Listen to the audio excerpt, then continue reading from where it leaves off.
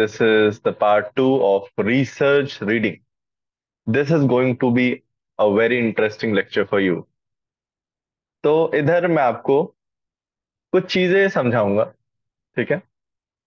कुछ चीजें in the sense बहुत ही बेसिक चीजें होंगी, एंड देन उसके बाद हम एक्चुअल ऐसे लेवल पर आ जाएंगे जिससे आपका मोस्ट ऑफ द जो साइंटिफिक डाउट है वो क्लियर हो जाएगा, ठीक है। This lecture is very important because इससे आपके जितने भी मिथ्स हैं वो भी कवर अप होते हैं, ठीक है। तो I am saying this lecture as a base, मतलब ये आपकी बेस बनाएगी। और मैंने इस पीपीटी को थोड़ा उतना अच्छे से नहीं बनाया है, but I will make sure कि मैं आपको पढ़ाते पढ़ाते ही इसको थोड़ा मॉडिफाई कर दूं। And let's let's start it. My name is Prabhat. I do had some background with biochemistry, and currently what I'm doing is physiotherapy। Student ही हूँ, और आई थिंक जिंदगी भर स्टूडेंट ही रहूंगा। एजुकेशन मुझे पसंद है, पढ़ाना पढ़ना, that's why I am here. So पहले हमने बात करा था कि कैसे अपने बायसेस को हटाना है, कैसे रिसर्च जरूरी है, एविडेंस जरूरी है। रिगार्डलेस कोई अथॉरिटेटिव पर्सनैलिटी है, किसी के ज्यादा फॉलोअर है, it doesn't matter. Now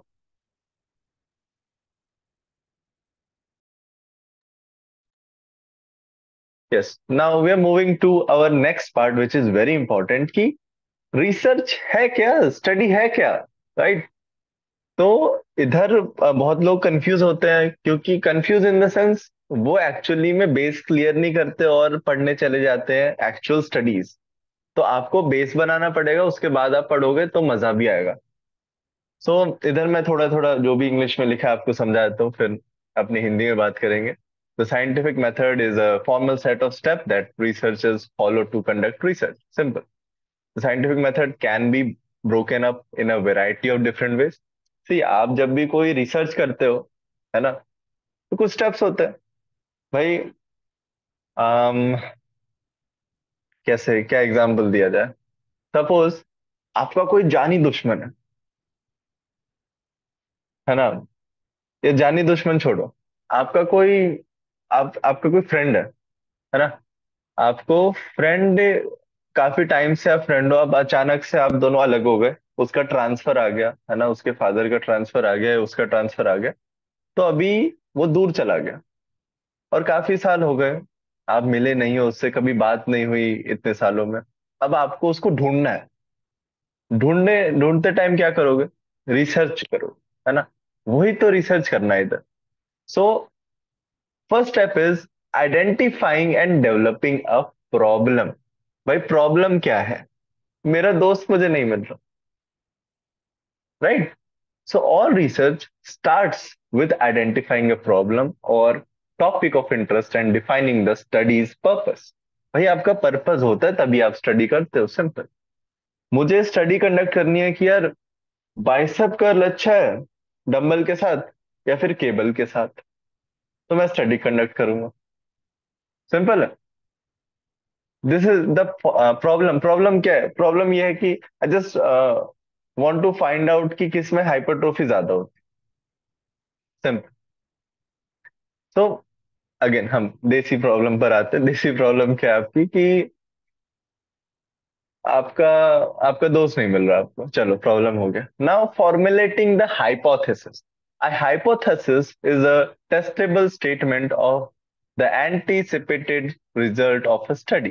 This is formal prediction of what will occur when the study is carried out based on prior results or theory। ठीक है। अब इसको मैं थोड़ा और डिस्कस बाद में भी करूंगा, लेकिन मैं आपको बता देता हूँ हाइपोथेसिस क्या है। इट्स अ टेस्टेबल स्टेटमेंट ना। सी, आपका दोस्त गायब हो गया, this is the problem. Now अब आपका आप एक थ्योरी दिमाग में बनाओगे कि मैं कहाँ खोज सकता हूँ उसको, मैं कहाँ खोजूं। अच्छा, वो सुमित के पास मिलेगा, उसका नंबर सुमित के पास होगा। This is a hypothesis. Sumit के पास मिलेगा, अभी मिला नहीं है, क्लियर है, अभी मिला नहीं है। अब आ ठीक है, हो गया। अब उसके बाद नेक्स्ट स्टेप क्या है? Gathering data. Researchers use processes and validate methods to measure and collect data during the study or experiment. अब यार देखो, मुझे डेटा की बड़ी जरूरत होती है. डेटा इज पावरफुल, मैं हमेशा बोलता हूँ. आपके आपको आप कोच हो, आपके क्लाइंट है, राइट? तो अभी क्लाइंट का डेटा है आपके पास. कैसे? क्लाइंट का ब्लड टेस्ट आप करवाते हैं, है ना? आप डेटा कलेक्ट करते हैं ऑन अ वीकली बेसिस, बहुत लोग ऑन अ डेली बेसिस भी करते हैं. अ, तो आप डेटा कलेक्ट कर रहे हो. डेटा क्यों कलेक्ट करोगे? ताकि आपको एक्चुअली में पता चले हो क्या रहा है. भाई, भाई, पहले दिन जब क्लाइंट आया था तो उसका वेट था 90 किलो. 3 महीने बाद देखा तो कितना हो गया? 85 हो गया, 80 हो गया, है ना? तो ये कैसे पता लगाया आपने? डेटा लिया, उसका फर्स्ट डे लिया आपने, फिर आपने एक हफ्ते बाद वेट चेक करा, एक हफ्ते बाद और चेक करा, ऐसे ऐसे करके 3 महीने बाद आपने क्या देखा? एक रिजल्ट देखा. आपने कंपेयर करा, राइट? सो डेटा गैदरिंग होती है इधर. अगेन हम देसी प्रॉब्लम पर आते हैं, तो डेटा कैसे निकाला जा सकता है? तो सबसे, अभी उसने हाइपोथेसिस लगाया था कि क्या सुमित को कॉल करके पूछता हूँ कि यार मेरा वो जो पुराना फ्रेंड है वो था क्या, मतलब कहाँ है वो, मैं बात कर सकता हूँ क्या? तो डेटा, डेटा क्या है? डेटा इधर हो सकता है सुमित का नंबर, है ना? कि यार सुमित, मतलब सुमित का नंबर है, उस पे कॉल करा, उससे कॉल करके पूछा तो पता लगा उसके पास भी नंबर नहीं है. चलो वो तो बात की बात है, लेकिन मैं डेटा की बात करता हूँ. इधर थोड़ा एग्जाम्पल फिट नहीं बैठा, बट आई थिंक आपको समझ आ गया होगा कि डेटा होता क्या है. ठीक है. डेटा हमेशा ऐसा मान लो, it's it's an information, right? आप किसी, मैं ऐसे अभी आपको एग्जांपल दे रहा था कि बाइसेप कर्ल्स करने, राइट? तो अभी डंबल से अच्छा है या केबल से अच्छा है? तो मैं क्या डेटा में क्या कलेक्ट करूंगा? मैं डेटा में बहुत सारी चीजें उधर देखूंगा, राइट? कि आप कितने सेट्स कर रहे हो, कितने रेप्स लगा रहे हो, है ना? एक सेट में आप चलो 10 रैप कर रहे हो, ठीक है. This is data. Now, analysing and interpreting results.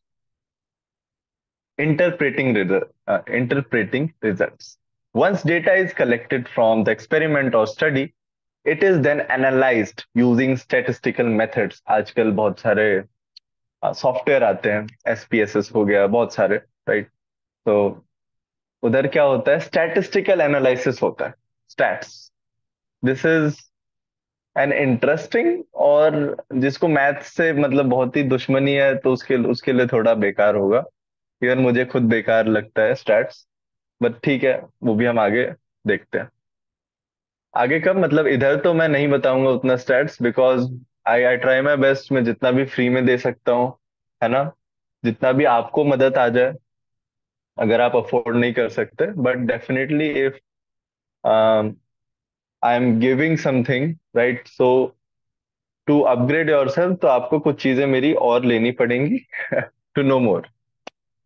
तो या, so researchers aim to understand what was found and how it fits within the context or other evidence. ठीक है. तो आपको 4 स्टेप पता चल गया. आपने प्रॉब्लम ढूंढा, आपने हाइपोथेसिस बनाया, आपने डेटा कलेक्ट करा, अब डेटा को एनालाइज करा, फिर एनालाइज करके ऐसे कुछ एक रिजल्ट आएगा. सिंपल है. फिर रिजल्ट के बेसिस पे हम कंक्लूजन दे देंगे. This is how research occurs. ठीक है. तो how research is conducted. Sorry, notes उतने अच्छे नहीं है. अगेन मेरे पास थोड़ा टाइम का कमी है, बट आपको कंटेंट पूरा मिल रहा है. ओके. Next one. इसी का थोड़ा ग्राफिकल रिप्रेजेंटेशन है, नॉट अ ग्राफ, मतलब फ्लो चार्ट एक तरह का. आपने ऑब्जर्वेशंस करी, आपने आपके प्रीवियस वर्क हो सकते हैं, इंट्यूशन हो सकता है, राइट? सो ये सब क्या है? ये हाइपोथेसिस है. इंट्यूशन इन द सेंस, चलो आगे आगे भी समझाऊंगा. मतलब एक तरह का आइडिया है हाइपोथेसिस, राइट? प्रिडिक्शन हो सकता है, कुछ भी हो सकता है. So we test the prediction, we test the hypothesis, we test it. मेरी हाइपोथेसिस क्या थी? यार सुमित के पास तो हो सकता है नंबर। मैंने सुमित को कॉल लगाया, मुझे नंबर नहीं मिला मेरे पुराने फ्रेंड का। सो रिजल्ट्स कंसिस्टेंट विद प्रिडिक्शन। अब इधर दो चीजें हो सकती है, या तो नंबर मिलेगा सुमित से, मेरे पुराने दोस्त का, तो नंबर मिलेगा या तो नहीं मिलेगा। अगर मिल जाता है देन मैं फर्दर प्रोसीडिंग करूंगा, राइट। अगर मुझे नंबर नहीं मिलता तो दी एंड, हाइपोथेसिस रिजेक्टेड, राइट। सो अब मान लो मुझे सुमित का नंबर मिल जाता। सपोज मुझे सुमित को मैं कॉल लगाया और मुझे उधर से मेरे पुराने दोस्त का नंबर तो नहीं मिला, लेकिन मुझे कुछ मिला। वो कुछ इतना ही था कि वो हाइपोथेसिस सरवाइव कर गई। आप इधर एक वर्ड देख सकते हैं, hypothesis survives and it is retained. ठीक है। सो मैं फिर फर्दर अपने कॉल्स लूंगा, फर्दर एक्शंस लूंगा उस हाइपोथेसिस को, और फर्दर टेस्टिंग में अपना टाइम इन्वेस्ट करूंगा, राइट। तभी मुझे मेरे पुराने दोस्त का नंबर मिलेगा, अदरवाइज नहीं मिलेगा। सो हाइपोथेसिस को रिजेक्ट नहीं होना मांगता। क्लियर? यस। सो अभी हम हाइपोथेसिस के बारे में थोड़ा और समझेंगे। So let's understand it with a story. बड़ी अच्छी स्टोरी है, एलियन स्टोरी है, alien. Okay.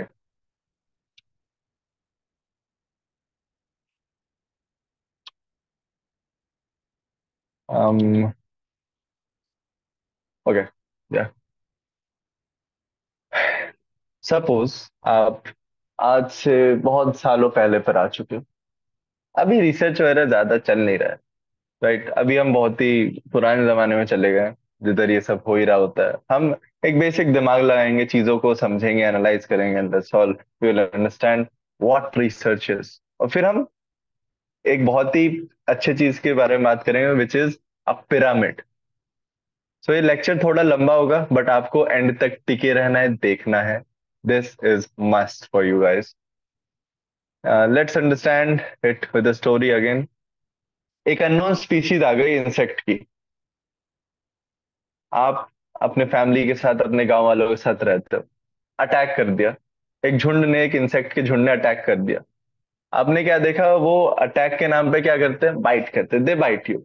They are very you, मतलब बहुत ही स्मेली है, बहुत ही भद्दे दिखते भी है, और बहुत ही रात में तो वी वी मतलब साउंड भी करते हैं। मतलब बेकार है इंसेक्ट, है किसी काम का नहीं है ना। ना ही हो तो अच्छा है। तो ऐसे एक इंसेक्ट आ गया, आपके आपके ऊपर अटैक कर दिया ना। अब भाई आपको इसे हटाना है, करेक्ट है। तो आपको इसको हटाना है, सॉल्यूशन चाहिए आपको, साफ बात है। You need to find solutions. अब प्रॉब्लम क्या है, प्रॉब्लम आपको समझ आ गई है कि एक एलियन स्पीशीज ने अटैक कर दिया है, alien in the sense unknown. ठीक है। सो एज अ रिसर्चर मैंने क्या देखा, आई नोटिस्ड दैट ये जो लोग कंप्लेन कर रहे थे ना कि ये हो रहा है, ऐसा हो रहा है, वैसा हो रहा है, गंदी बदबू आती है इनसे, ये होता है, वो काटते हैं, तो ये उन लोगों के घर पे हो रहा था जो रात में लाइट ऑन करते हैं। ठीक है, जो जिनके घरों में खुला खुला एरिया है और जो लाइट ऑन करते हैं, करेक्ट है। ऐसा मैंने सोचा, ऐसा मैंने सोचा। साफ बात है, मैं फिर इसके आगे फर्दर भी सोचा होऊंगा। यार व्हाट इफ मैं घर को बंद करके रखूं, लाइट ऑफ करके रखूं, तो प्रॉब्लम सॉल्व हो सकती है। बट अगेन दैट्स बहुत आगे का स्टेप। अभी हम पीछे आते हैं। मैंने क्या सोचा, सिंपल। मैंने एक हाइपोथेसिस बनाया। हाइपोथेसिस क्या है, एट नाइट घरों में बत्तियां जल रही है, मतलब लाइट ऑन हो रहा है, तो शायद उसकी वजह से ये आ रहे हैं अंदर, जिसकी वजह से प्रॉब्लम कॉज हो रहा है further. So they are attracted to lights. हमारे मच्छर साहब, नॉट मच्छर, अननोन स्पीशीज, ये लाइट से अट्रैक्ट हो रहे हैं। ठीक है। ऐसा मैंने हाइपोथेसिस बना। So at night in a field where this um, abundant unknown species is actually present, तो मैं उधर क्या करूंगा, कुछ टेस्ट करूंगा, साफ बात है ना। तो मैंने क्या करा, मैं गया फील्ड में, मैंने फील्ड में जाके चेक करा, मतलब खुला फील्ड है, just imagine, you have to imagine, इतना बजट नहीं है कि मैं आपके सामने ग्राफिक्स चला दूं। तो उधर क्या हुआ, फील्ड में मैंने कुछ टाइल्स रख दिए to test my theory, simple. एक टाइल में मैंने लाइट जला दी, एक टाइल को मैंने खाली छोड़ दिया, मतलब लाइट नहीं जली, अंधेरा टाइम है ना। अब मैं क्या टेस्ट करूंगा, सिंपल सी बात है, मैं चेक करूंगा ना कि इसमें लाइट ऑन करके कि भाई किस में ज्यादा मच्छर बैठ रहे हैं, किस में ज्यादा एलियन स्पीशीज इंसेक्ट आ रहे हैं, इस पे आ रहे हैं जिस पे लाइट जल रहा है, या उस पे आ रहे हैं जिस पे लाइट नहीं जल रहा। This is my experiment method, right. और हो सकता है कि मैं एक बार करूं तो बाय चांस बाय चांस हो सकता है लाइट वाले पे आ जाए, हो सकता है कि इस पे आ जाए, मतलब जिस पे लाइट नहीं जल रहा उस पे ज्यादा इंसेक्ट आ जाए और इस पे नहीं आए, है ना, जिस पे लाइट जल रहा है उस पे नहीं आए। This can be due to by chance, right. और this can be due to unknown factor, I mean I don't know actually, right. I am just a researcher, मैंने तो अभी हाइपोथेसिस ही बनाया है, हमें अपने को कुछ नहीं पता, हम बहुत ही पुराने जमाने में, याद है ना। तो आई विल रेप्लिकेट इट, ये जो लाइट, ये तो एक एक्सपेरिमेंट हो गया, एक बार मैंने क्या करा, लाइट ऑन करा, एक बार मैंने ऑफ कर दिया, मतलब एक में लाइट ऑन है टाइल में और एक में ऑन नहीं है, एक बार एक्सपेरिमेंट हुआ। अब ऐसे मैं मल्टीपल टाइम्स करूंगा, तभी तो मुझे पता चलेगा कि एक्चुअली में क्या हो रहा है, एक्चुअली में अ, क्या मेरा जो हाइपोथेसिस है वो सही है। तो मैं 10 बार मैं अपने ट्रायल को चलाऊंगा, है ना। और ऐसा समझो, ये जो टाइल था जिसपे कि लाइट है, एक्चुअली में लाइट है नहीं, मैं टॉर्च मारूंगा, ठीक है, और इस पे मैं नहीं मारूंगा, एक टाइल पे नहीं मारूंगा। अब मुझे क्या देखना है, किस पे ज्यादा मच्छर बैठेगा किस पे नहीं बैठेगा। मेरा हाइपोथेसिस क्या है कि इस टाइल पे मच्छर बैठेगा, मतलब लाइट की वजह से मच्छर अट्रैक्ट होगा। मैंने क्या करा, इस एक्सपेरिमेंट को 10 बार करा, और मैंने हर एक्सपेरिमेंट से पहले एक टॉस करा, मैंने टॉस करा, और क्या आया, हेड्स या टेल्स आया, जो भी आया। अब ऑन दैट बेसिस मैं क्या करूंगा, मैं टॉर्च या तो इस टाइल पे मारूंगा या इस टाइल पे।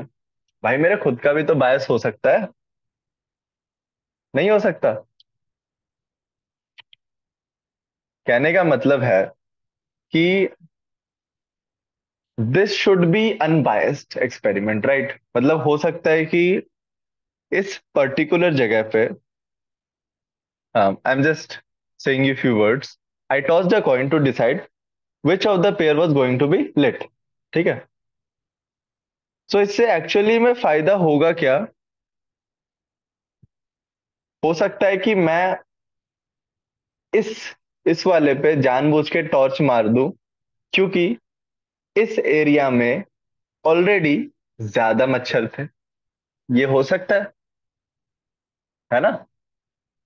दिस इज ह्यूमन नेचर, हमने कोई हाइपोथेसिस बनाया है तो हम चाहेंगे कि वो सही हो, करेक्ट और नॉट। तो अनकॉन्शियसली, इवन चलो मैं जानबूझ के भी नहीं करता, अनकॉन्शियसली भी मैं इधर ही ज्यादा लाइट मार रहा हूँ, इस पे नहीं मार रहा। That's why I tossed it, और मैंने इस पे 10 बार है तो अलग अलग ऑफकोर्स आएगा, हेड या टेल्स आएगा, तो देखना पड़ेगा। I think this is very clear to you. ये मेरा एक्सपेरिमेंट मॉडल था। अब इसके 4 आउटकम हो सकते हैं, 4 आउटकम्स कैन बी पॉसिबल। सबसे पहला आउटकम क्या हो सकता है कि जो जिसके ऊपर लाइट नहीं मार रहा था मैं, मतलब कि मोस्ट ऑफ द ट्रायल्स में, क्योंकि ये एक्सपेरिमेंट मैंने 10 बार करा है, सो मोस्ट ऑफ देम में इसके ऊपर तो मच्छर बैठे ही नहीं, जिस पे मैं लाइट नहीं मार रहा उस पे मच्छर नहीं आया, इस पे आ गया मच्छर जिस पे लाइट मार रहा हूं। तो मतलब जो मेरा रिजल्ट है वो मेरे हाइपोथेसिस से अलाइन हो गया, करेक्ट है, अलाइन हो गया। Second, higher and similar number of insects were present on both the tiles, मतलब इसमें भी है इसमें भी है, right? So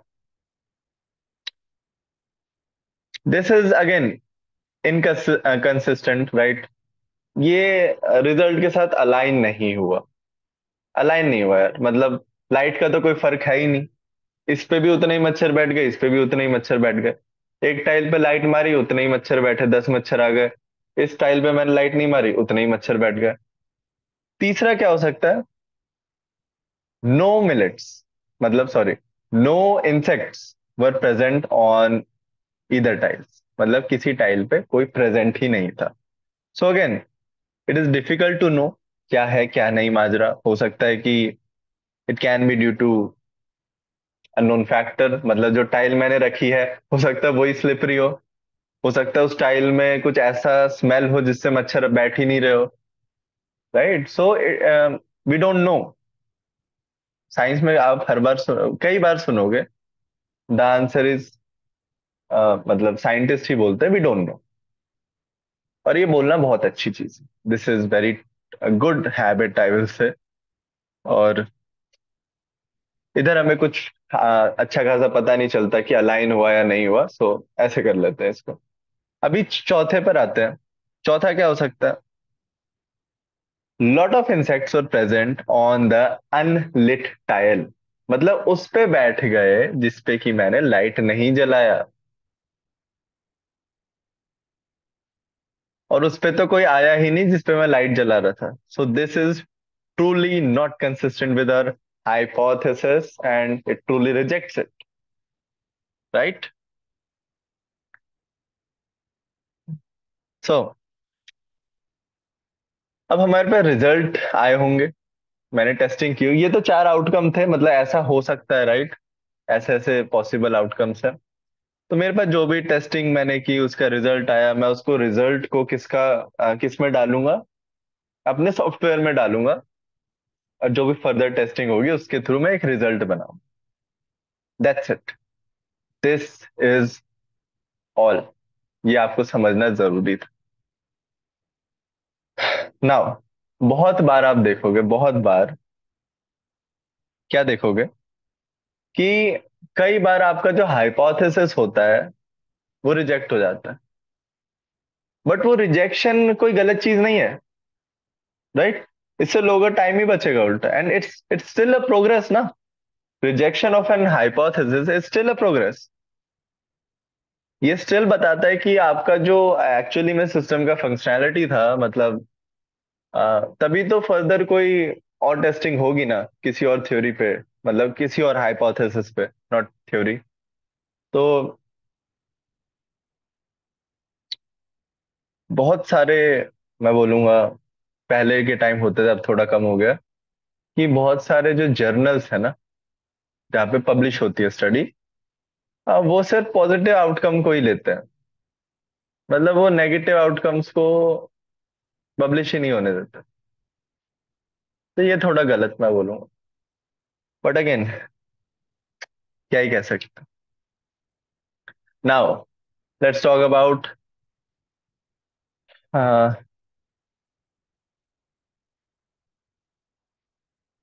null and alternative hypothesis.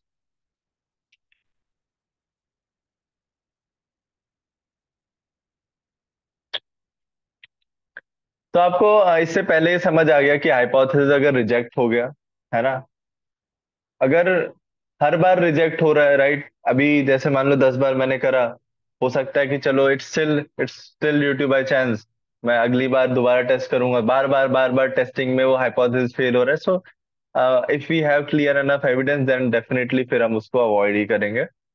But या स्टिल बहुत लोग होते हैं कि इनिशियली कुछ ऐसी आपको स्टडीज मिलेंगी एक टॉपिक पर, एक स्पेसिफिक कंटेक्स्ट पे। जैसे मैंने ये एग्जांपल दिया, मैं आपको दूसरा एग्जांपल देता हूँ कि सीएलए एक सप्लीमेंट था जो इनिशियली तो हाइपोथेसिस को पार कर गया, मतलब उस में वो अलाइन हो गया, मतलब उसकी जो हाइपोथेसिस की टेस्टिंग थी वो क्लियर हो गई, उधर वो अप्रूवन हो गया कि हाँ भाई काम कर सकता है। जब उसकी फर्दर टेस्टिंग हुई उसकी फर्दर, सो उस टेस्टिंग में वो फेल हो गया।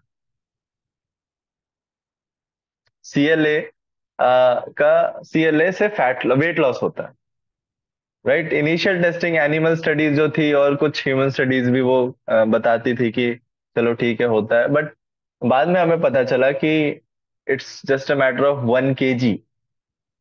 1 kg is not even a meaningful effect. Effects are there, effects are there, but again इस पे नहीं घुसते हैं।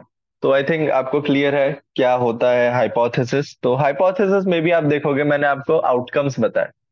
सो null hypothesis and alternative hypothesis, it is very important. When you test an hypothesis, you state it as two hypotheses। भाई मैंने सबसे पहले क्या हाइपोथेसिस बनाया कि मच्छर जो है या एलियन इंसेक्ट जो था वो लाइट से अट्रैक्ट होता था, है ना, लाइट देख के। तो मैंने उसका एक ऑल्टरनेटिव हाइपोथेसिस भी बनाया होगा, मतलब दूसरा हाइपोथेसिस, नॉट ऑल्टरनेटिव। दूसरा हाइपोथेसिस क्या बनाया कि भाई ऐसा कुछ नहीं होता। ठीक है, तो अभी इसको थोड़ा और समझो आप। ये जो दो हाइपोथेसिस बोले मैंने, इसको हम क्या बोलते हैं, alternative hypothesis and null hypothesis. ठीक है, तो जो नल हाइपोथेसिस ये बोलता है कि नो डिफरेंस, मतलब कि भाई इंसेक्ट जो है वो लाइट में भी अट्रैक्ट नहीं हो रहा, और जो जिसमें लाइट नहीं जला रहे उसमें भी अट्रैक्ट नहीं हो रहा। मतलब रिजेक्ट है बेसिकली, जो थ्योरी आपने बनाई वो रिजेक्ट है। आपने जो हाइपोथेसिस बनाया वो रिजेक्ट है अभी। ठीक है, नाउ एक ऑल्टरनेटिव हाइपोथेसिस बना कि हाँ, ठीक है, yes, it can be true.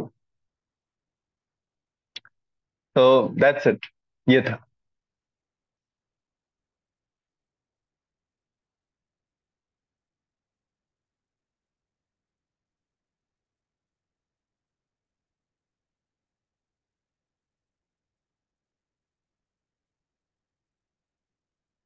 Okay, तो आई थिंक ये आपको क्लियर है। अब हम थोड़ा नेक्स्ट पार्ट पे आते हैं। ये तो आपको हाइपोथेसिस के बारे में पता चल गया, इसको मैं थोड़ा और सिंप्लीफाई करके भी आपको बताना चाहूंगा।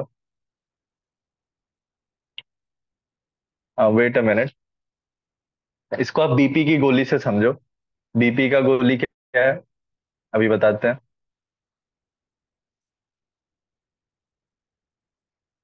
हाइपोथेसिस, भाई सपोज मार्केट में कोई सप्लीमेंट आया। ठीक है, सप्लीमेंट क्या आया कि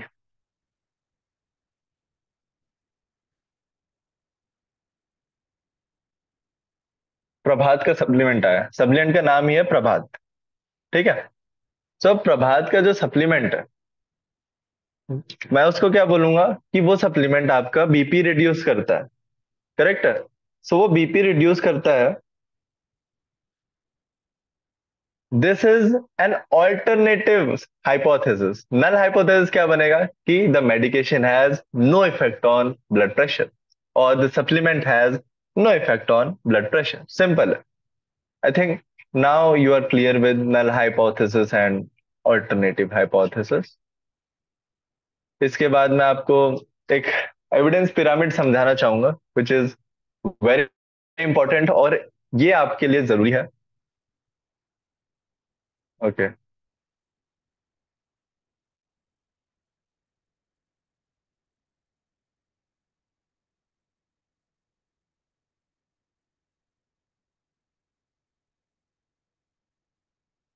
just give me a second. मैं थोड़ा एक पिरामिड आपके लिए ढूंढ रहा हूँ, जिसे आप बोलते हो हायरार्की ऑफ एविडेंस। ठीक है, इसमें आप क्या करते हो, अपने हाइपोथेसिस बनाते हो, और अभी आपको समझ आ जाएगा, 2 मिनट में समझ आ जाएगा आपको।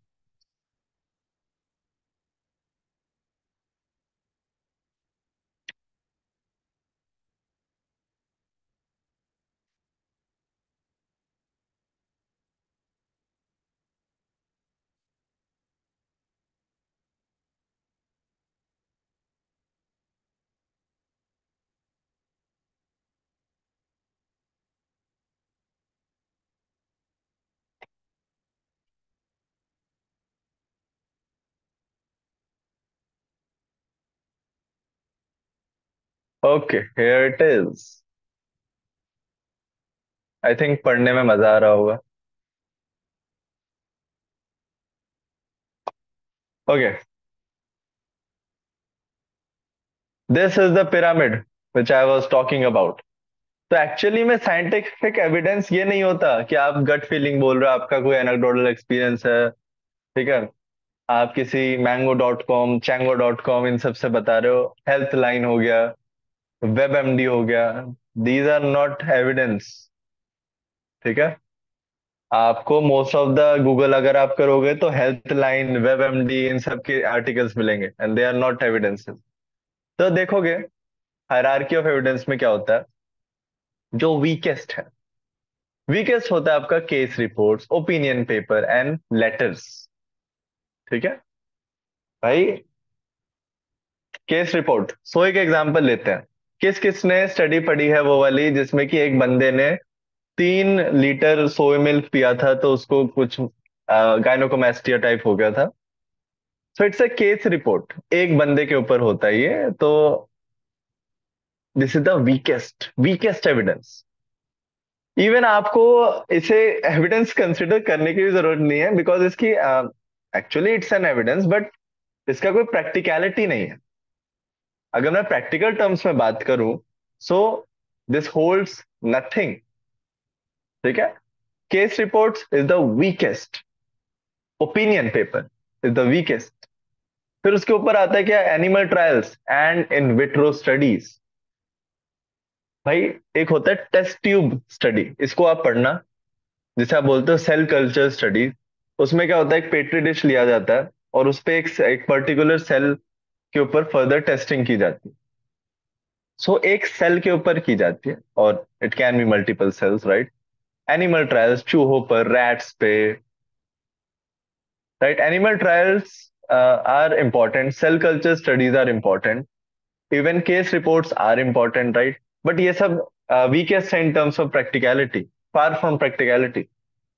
एनिमल्स से कुछ हद तक सिमिलैरिटी होल्ड करते हैं आपके। देन उसके बाद इसके ऊपर आप जाओगे, क्रॉस सेक्शनल हो गया, केस केस कंट्रोल स्टडीज हो गई, कोहॉर्ट स्टडीज हो गई। सो ऐसे से आप ऊपर जाओगे, ये तीन क्या है मैं आपको बताता हूँ, दीज आर ऑब्जर्वेशनल स्टडीज। ठीक है, मैं बस आपको टाइप्स बता रहा हूँ, और फिर हम थोड़ा फिर फर्दर डिस्कस करेंगे। ऑब्जर्वेशनल स्टडी हो गया, उसके बाद आता है रैंडमाइज कंट्रोल ट्रायल्स, फिर उसके ऊपर आता है Meta analysis and systematic review of randomise control trials. अगर आप न्यूट्रिशन एक्सरसाइज की बात कर रहे हो, दीज आर मस्ट, आरसीटी। ठीक है, हाँ, ऑब्जर्वेशनल स्टडीज भी इंपॉर्टेंट होती है, एनिमल स्टडीज भी इंपॉर्टेंट होती है, सेल कल्चर स्टडीज भी इंपॉर्टेंट होती है, केस रिपोर्ट्स भी इंपॉर्टेंट होते हैं। But for the practicality, I will say meta-analysis and systematic reviews, which are actually based upon randomized control trials, are important. अभी मैं आपको फर्दर एक्सप्लेनेशन देता हूँ, है क्या ये सब, क्या बोल दिया मैंने। भाई देखो, जो केस रिपोर्ट है वो एक बंदे के ऊपर है, तो क्या एक बंदा पूरी पॉपुलेशन को रिप्रेजेंट करता है? Not at all. जो आपने सोए वाली स्टडी पढ़ी होगी, उसमें इवन साइंटिस्ट साहब ने भी, ऑथर साहब ने, जिन्होंने वो पेपर लिखा था, उन्होंने बोला इट्स एन अनयूजुअल केस। ऐसा यूजुअली होता नहीं है। फर्स्ट पॉइंट, कोई 3 लीटर सोया मिल्क नहीं पीता, करेक्ट। थोड़ा हम ऊपर आते हैं। So these are hypothesis testing. अभी देखो आपको केस रिपोर्ट मिला, सो मेरे दिमाग में अब क्या बना, मेरे दिमाग में आइडिया आया, अच्छा, सोया मिल्क से गायनोकोमेस्टिया हो सकता है।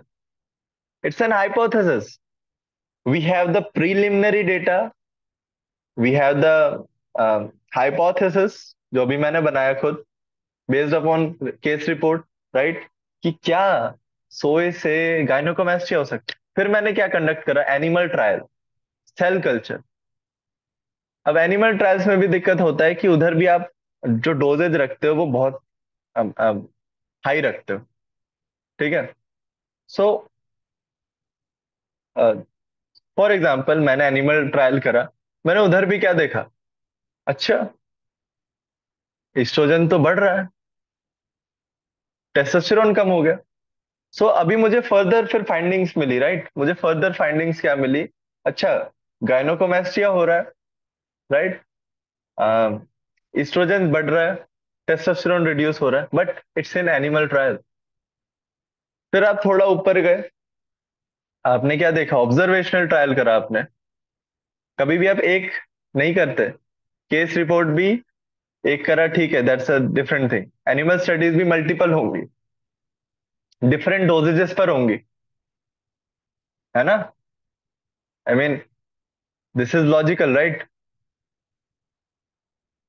ऑब्जर्वेशन स्टडीज भी मल्टीपल होंगी, फर्दर उनकी टेस्टिंग होगी। हो सकता है कुछ ऑब्जर्वेशन स्टडी बोले कि हाँ गायनोकोमेस्टिया हो, कुछ ऑब्जर्वेशन स्टडी बोले गायनोकोमेस्टिया ना हो। तो लोग इधर ही कंफ्यूज रहते हैं, मैक्सिमम लोग ये तीन चीजों पे घूमते रहते हैं। वो रैंडमाइज कंट्रोल ट्रायल पर जाते ही नहीं है। अब कुछ लोग जाते भी हैं, ठीक है। अब इधर भी मैं रैंडमाइज कंट्रोल ट्रायल के नीचे जाना चाहूंगा। इधर आप सर्कल देख रहे हैं, कुछ होते हैं जो ह्यूमन स्टडीज होते हैं, बट वो रैंडमाइज कंट्रोल ट्रायल नहीं होते, ठीक है। अगेन वो भी प्रीलिमिनरी डेटा होता है, इट्स अगेन हाइपोथेसिस जनरेटिंग। आपको इधर तक कोई कंक्लूजन नहीं निकालना है अनलेस और अनटिल आपके पास मल्टीपल रैंडमाइज कंट्रोल ट्रायल्स हो। व्हाई? बिकॉज जैसा कि मैंने बताया, उधर इंसेक्ट अटैक कर सकते हैं, तो हो सकता है it can be due to by chance. भाई रैंडमाइज कंट्रोल ट्रायल मैं आपको इन डेप्थ थोड़ा बाद में ही बताऊंगा, बट अभी आप इस पिरामिड को समझो। Randomise control trial is very good, ठीक है। तो मैंने एक बार ट्रायल करा, भाई उसमें क्या आ गया कि गायनोकोमेस्टिया तो नहीं हुआ, लेकिन ईस्ट्रोजन थोड़ा रिड्यूस हो गया। It's still a preliminary data, because सिर्फ एक स्टडी थी मेरे पास, ठीक है। अभी हमारे पास 10 स्टडी आ गई और 20 स्टडी आ गई, जो 20 के 20 स्टडी बोलती थी कि ना ईस्ट्रोजन कम होता है, ना टेस्टोस्टेरोन कम होता है, ना ईस्ट्रोजन बढ़ता है, ना गायनोकोमेस्टिया होता है। फिर हम आते हैं Meta analysis and systematic review of randomise control trial, जो ये बता, इट्स एक्चुअली समरी, ठीक है। अगर रैंडमाइज कंट्रोल ट्रायल नहीं होगा तो सिस्टमैटिक रिव्यू और मेटा एनालिसिस भी नहीं होगा, बिकॉज ये जो टॉप का पिरामिड आप देख रहे हो, it's actually based upon randomise control trial. भाई एक बुक कैसे बनता है? एक बुक में चैप्टर्स होते हैं, करेक्ट है। सो एक चैप्टर, अलग अलग चैप्टर होते हैं, उस बेसिस के ऊपर बुक बनता है। तो वैसे ही एक मेटा एनालिसिस और सिस्टमैटिक रिव्यू आपका रैंडमाइज कंट्रोल ट्रायल के बेसिस पे होता है। सो वो आपको बताता है कि अच्छा हमारे पास ये एविडेंस है, बट इट वाज रिफ्यूटेड। कहने का मतलब है एक स्टडी थी हमारे पास, and we have well established scientific studies, बहुत सारे मल्टीपल स्टडीज जो ये बोलती है कि yes, it can be, it does not cause anything, मतलब सोए से कुछ नहीं होता। आपके पास 19-20 स्टडी और आ गई, और वो एक स्टडी थी, एंड उस एक स्टडी में भी बहुत चीजें कंट्रोल नहीं थी। फॉर एग्जाम्पल, आप सोच रहे हो कि सोए से ईस्ट्रोजन रिड्यूस हो गया, हो सकता है कि, या कह लो कि सोए से टेस्टोस्टेरोन रिड्यूस हो गया, बट वो जो एक्चुअली में उस स्टडी में सब्जेक्ट्स थे, वो एक्सरसाइज नहीं करते थे, वो पड़े रहते थे, डाइट अच्छे से नहीं लेते थे, ठीक है। तो it can be due to that, जिसको आप बोलते हो कन्फाउंडर्स। सो अभी इस पिरामिड के बारे में मैं नेक्स्ट लेक्चर में और अच्छे से बात करूंगा, और आपको एक्चुअली में प्रीलिमिनरी डेटा क्या है, फिर आप कैसे एक प्रैक्टिकल रिकमेंडेशन अपना बनाओगे, उस पर बात करेंगे। चलो मिलते हैं, मेरा टाइम भी खत्म हो गया, and I hope you learn something. कोई भी डाउट्स है please personal DM, comment section पूछ। गुड बाय, एंड मिलते हैं मौज।